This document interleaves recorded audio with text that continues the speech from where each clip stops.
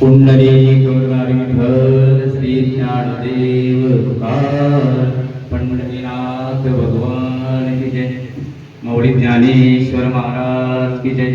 जगद्गुरु संत तुकाराम महाराज की जय। शांती ब्रह्म एकनाथ महाराज की जय। गुरुर ब्रह्मा गुरुर विष्णु गुरुर्देवो महेश्वरा गुरुर साक्षात् परब्रह्म तस्मै श्री गुरुवे नमः। समचरण सरोज सांद्र नीलाभम जगन हेत पाणी मंडन मंडनानं तरुण तुळसी माळ कंदरं कंद नेत्रं सदैवलहस्तं विठ्ठलं चिन्तयामि। नमो विठ्ठल राजया पांडुरंगा नमो रुक्मिणी माऊली ज्ञानगंगा नमो पुंडलिका नमो चंद्रभागा नमस्कार माझा रुक्मिणी पांडुरंगा। नमो सद्गुरु तुकया ज्ञानदीपा नमो सद्गुरु सच्चिदानंद रूपा नमो सद्गुरु भक्त कल्याण मूर्ती नमो सद्गुरु भास्करा पूर्ण कीर्ती। आज दिवागाव या ठिकाणी अचानक मला माझे मित्र संतोष म्हाताडे खूप 1 वर्ष अगोदर त्यांची भेट झाली होती। त्यावेळेस मला ते बोलले की आम्ही म्हणजे चिपळूणचे आहेत ते तुमचं कुठलं गाव महाराज दापोली आणि चिपळूणचे तर असं ओळख झाली म्हणजे मला आमच्या घरी कार्यक्रम आहे मग त्यांच्या प्रेमापोटी मी थोडा इथे त्यांना सेवा द्यायचा मी प्रयत्न केलं। माझ्या गुरूंना पण मी इथे घेऊन आलो आणि आज त्यांनी नवनाथ जवळजवळ संपन्न होत आहे नवनाथ ग्रंथाचं तर त्या ठिकाणी थोडंसं मला संधी दिल्याबद्दल मी त्यांचं आभार व्यक्त करतो आणि प्रवचन रूपी सेवेसाठी मी सुरुवात करतो। 7 ज्ञानेश्वरी अध्याय 9 आज प्रवचनासाठी मी अध्याय 9वाच का निवडला असं म्हणजे तुम्हाला पण शंका वाटेल कारण हे 7 ज्ञानेश्वरी जवळ हे 18 अध्याय आहे। 18 अध्यायामध्ये हा जो 9वा अध्याय आहे हे 18 अध्यायाचे पूर्ण सार या 9व्या अध्यायामध्ये भगवंताने अर्जुनाला सांगितले आहे। ज्ञानेश्वर महाराजांनी या अध्यायामध्ये पूर्ण सार या अध्यायामध्ये सांगितलेला आहे तर मी थोडंसं पहिल्या ओळीवरती मी विश्लेषण करून सांगणार। तरी अवधान एकले बीजे मग सर्व सुखाशी पात्र होईल हे प्रतिज्ञा उत्तर माझे उघड आहे। भगवंत अर्जुनाला सांगतात तरी अवधान एक वेळ बीजे अवधान म्हणजे तू लक्ष दे लक्षपूर्वक इकडे ऐक मी काय सांगतो अर्जुना तू लक्षपूर्वक ऐक मग सर्व सुखाशी पात्र होईल। मग तू जर का माझ्याकडे एकदा लक्ष दिलंच तर तुला मग सर्व सुख प्राप्त होते। कोणते सुख प्राप्त होते? संसार सुख नाही। आता मला सांगा भगवंताने अर्जुनाला ज्यावेळेस युद्धाचे धडे दिले त्यावेळेस अर्जुन तयार होत होता नाही तो कशामध्ये मोहामध्ये अडकला होता। तो म्हणाला भगवंता मला तुम्ही युद्ध करायला सांगतात मी कोणाशी युद्ध करणार हे माझेच भाऊ आहेत माझेच सगळे आहेत गुरु माझे आहेत सगळेच माझे आहेत मग मी युद्ध करणार तरी कसं म्हणजे अर्जुनाला काय होतं मोहामध्ये तो अडकला होता। मग भगवंत सांगतात तरी अवधान एक वेळ दीजे तू अवधान दे मी काय सांगतोय ते पूर्णपणे ऐक ऐकल्यानंतर मग सर्व सुखाचे पात्र होईल। मग अर्जुनाला कळलं अर्जुनाला भगवंता तुम्ही मला जे सांगताय ते मी मान्य करतो मी ऐकतो तुम्ही सांगा। मग भगवंताने सांगायला सांगितलं सुरुवात केली मग हे सांगितल्यानंतर ते अर्जुनाला पटल्यानंतर अर्जुन मग सर्व सुखाशी पात्र व्हायचे मग सर्व सुख अर्जुनाला भेटले त्याच्यामध्ये।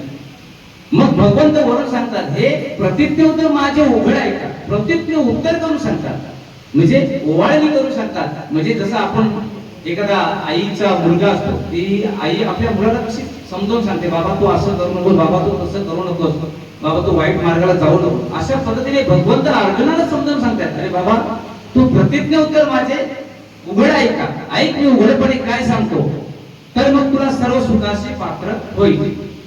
मग भगवंत सांगायला लागल्यानंतर अर्जुनाने सगळं मान्य केलं मग अर्जुनाला ते पटलं मग हे सगळं केल्यानंतर अर्जुन म्हणाला देवा तुम्ही सांगताय तरी खरं तुमचं ऐकतोय, मला मान्य आहे, मी सगळं करायला तयार आहे, मग मला ते सुख कशामध्ये आहे, सुख कशामध्ये आहे ते मला तुम्ही सांगाल का? मग ते भगवंत अर्जुनाला सांगायला लागला, मग हे सुख कशामध्ये आहे? आता मला सांगा, आपल्या संप्रदायामध्ये जर आपल्याला सुख पाहायचं असेल तर आपल्याला सुख काय संसारामध्ये मिळणार का? संसारामध्ये मला सांगायचं बसल्यापैकी कोणी सांगा, संसारामध्ये कोणाला सुख आहे का? आहे का? कोणाचं पोट वर करून सांगितलं की संसारामध्ये खूप खुश आहे, खूप आनंदात आहे, असं आहे का कोण? संसार कधीच सुख मिळणार नाही. दुःख बांधावडी आहे या संसार, सुखाचा विचार आहे का कुठे? कुठेच नाही. मग सांगतात तू या संसारातून मुक्त होशील तर तुला सुख भेटणार. मग सुख मुक्त व्हायचं म्हणजे काय संसार सोडून द्यायचा अशातली गोष्ट नाही. संसार करायचा, संसार सोडणं हे मी त्या मताचा नाहीये. संसार करा, पण संसारातून परमार्थही करा. अशा गोष्टी भगवंत अर्जुनाला सांगतात. बाबा तू संसार सोडू नको, संसार पण ठेव, पण त्याच्यातून परमार्थ पण कर. अर्जुनाला काय सांगतात, मग तू हे सगळं सुख तुला प्राप्त करायचं असेल तर तुला गुरुची आज्ञा पाळावी लागेल. मग मला सांगा सुख कशात आहे? आता हे सगळं तरी अवधान एक वेळ दिजे, मग सर्व सुखाचे पात्र होईचे, हे प्रतिज्ञा उत्तर माझे उघडे ऐका. भगवंत सांगतात अर्जुना तुला जर सुख पाहिजे असेल तर तुला एक चांगलं गुरु करावं लागेल. मग मला सांगा हे गुरु केल्याने काय होतं? गुरु केल्याने काय होतं? गुरु करणं हे चांगलंच आहे. गुरु प्रत्येकाने गुरु केलंच पाहिजे. गुरु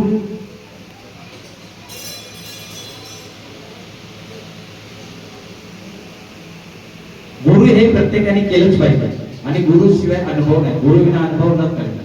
गुरु हा संत कुळीचा राजा, गुरु हा प्राण विसावा माझा. गुरु शिवाय काही पर्याय नाही. तुम्हाला जर चांगल्या गोष्टी करायच्या असेल, चांगल्या मार्गाला जायचं असेल, आपला हे संप्रदाय जर पुढे घेऊन जायचं असेल तर असे जसे माझे गुरु आहेत असे गुरु करा. गुरुकडून अनुभव घ्या, अनुग्रह घ्या, माळा घाला. अशा पद्धतीचे गुरु करा की आपल्याला पूर्ण तत्वज्ञान आपल्याला आत्मज्ञान प्राप्त झालं पाहिजे असे गुरु करा. तर बरेचसे काय गुरु आहेत. मी पण जवळजवळ आता मी याच्यावर महाराजांचे आता मला जवळजवळ वर्ष झालं असेल. मला महाराजांनी प्रथमच मला असे भेटले त्यावेळेस मला त्यांनी उत्तर केलं की महाराज तुम्ही ज्ञानेश्वरी वगैरे वाचता. मी एवढं भरपूर वेळा ज्ञानेश्वरी वाचली. मग मला एका तरी ओबीचा तुम्ही मला अर्थ समजावून सांगा. पण त्यावेळेस मी महाराजांना बोललो महाराज मी ज्ञानेश्वरी भरपूर वेळा वाचतो पण मला अजून ज्ञानेश्वरी काय हे कळलं. पण आता एका वर्षात मला ज्ञानेश्वरी काय आहे ते आता मला कळलं. म्हणजे तुम्ही विचार करा गुरु करायचं म्हणजे कसं करायचं. गुरुने जे आपल्याला ज्ञान देईल ते ज्ञान आपल्याला त्या पात्रतेचंही असायला पाहिजे असे गुरु करा. आता माझे गुरु मला नेहमी सांगतात तुम्ही ऐका. मला ह्या गोष्टीत टाईम नाही. मी माझ्या सर्व्हिसला जातो. मला नेहमी सर माझे गुरु मला म्हणतात तुम्ही फक्त मला दिवसातून 1 तास तरी दिलात ना तरी तुम्हाला मी ज्ञानेश्वरी काय आहे हे सांगून. काय माझ्याकडे तेवढं टाइम नाही, पण जेवढे टाइम होतो तेवढ्या मी टाइमात माझ्या गुरुकडे मी जातो. मला ते सगळं अनुभव देतात. अनुग्रह पण घेतलेला आहे मी त्यांच्याकडून आणि चांगल्या उत्तम प्रकारे मला असं भरपूर अनुभव भेटले की गुरु करणं म्हणजे काय. गुरु केल्याने आपल्याला बरंच काही अनुभवायला भेटतो आणि गुरु करणं हे गरजेचं आहे. मग ज्ञानेश्वर महाराज मला सांगा ज्ञानेश्वर महाराजांनी काय केलं? शिक्षण केलंय का? तुकाराम महाराजांनी काय केलं? शिक्षण केलंय काय? काही नाही. ते शिक्षण त्यांचं काही नाही. त्यांचं काय कशामध्ये कशाच्या जोरावर ते आले? ज्ञान. त्याने ज्ञान प्राप्त केलं. भगवान शंकराने कोणाला दिलं ज्ञान? पहिलं गोरक्षनाथांना दिलं ना. गोरक्षनाथांनी कोणाला दिले? गहिनीनाथांना. मग ते हे ज्ञान पण असं कोणाला सहसा पचत नाहीये. ते ज्ञान ज्ञानेश्वर महाराजांनी पचवलेलं आहे. कळते ना मी काय सांगतो ते? ज्ञानदेव सार चोजविला. लास्टला हा जो ज्ञान आहे ते ज्ञानदेवाने आपल्याला पसायदानातून एवढं पसायदान तुम्ही वाचा. पसायदानाची एक एक ओळी तुम्ही वाचा तर काय त्या पसायदानातून ज्ञानेश्वर महाराजांनी सांगितलंय. एक एक ओळी अनुभवण्यासारखी आहे. तर मग मला सांगायचं होतं असं आहे प्रत्येकाने गुरु करून घ्या आणि गुरु विना अनुभव न करे आणि गुरुशिवाय अनुभव करणार नाही. आणि असे गुरु करा की आपल्याला काहीतरी आपल्या जीवनाचं सार्थक झालं पाहिजे असे गुरु करा. मग भगवंत सांगतात अर्जुनाला अर्जुना तरी अवधान एक वेळे दिजे मग सर्व सुखाचे पात्र होईजे हे प्रतिज्ञा माझे उघड ऐका. मग उघड ऐकायचं म्हणजे काय? मला सांगा प्रतिज्ञा कोणी केली? देवाने केली मानवाने केली, मानवाने पण प्रतिज्ञा केली, देवाने पण प्रतिज्ञा केली. देवाने प्रतिज्ञा केली, प्रतिज्ञेचे पालन केलं. मानवाने कधी प्रतिज्ञेचे पालन करतो का? आपण बोलतो, मानव जीव हा बोलतो कधी, मी बाबा आता हे करणार आहे. आता एखादा दारू पिणार आहे, तो बोलतो मी आता दारू पिणार. तो हिते बोलतो, हिथून निघून गेला की परत तो आपल्या तसंच येतं ना. हिला प्रतिज्ञा म्हणत नाही. भगवंताने प्रतिज्ञा केली, देवाने प्रतिज्ञा केली. मग देवाने प्रतिज्ञा मोडली सुद्धा. कोणासाठी? भक्तांसाठी पण मोडतात. आता मला सांगा, भगवंताने प्रतिज्ञा केली होती मी शस्त्र उचलणार नाही, पण भगवंताने शस्त्र उचलले ना. कोणासाठी उचललं होतं? भीष्म पितामहासाठी शस्त्र उचललं होतं ना. मग ही प्रतिज्ञा कोणासाठी मोडली? भक्तांसाठी मोडली. असे संत जे आहेत ते भक्तांसाठी प्रतिज्ञा मोडतात, पण जीव जो आहे तो आपल्यासाठी प्रतिज्ञा मोडतो. म्हणून मला जास्त वेळ नाही, थोडक्यातच मला घ्यायचं आहे. गुरु करा, गुरु विना अनुभव घ्या. आणि आपल्याला जर हे संप्रदाय वाढवायचं असेल तर ज्ञान प्राप्त करणं हे गरजेचं आहे. ज्ञान म्हणजे काय? कोणतं ज्ञान? आपण म्हणतो आपण पंढरपूरला जातो, बरेचसे तीर्थ करतो, पण मला एकच सांगायचं आहे, आपल्याला हे जायची गरज नाही. जे काय आहे ते आपल्या शरीरातच आहे. देव आपुले अंतरी, आपण जातो तीर्थावर.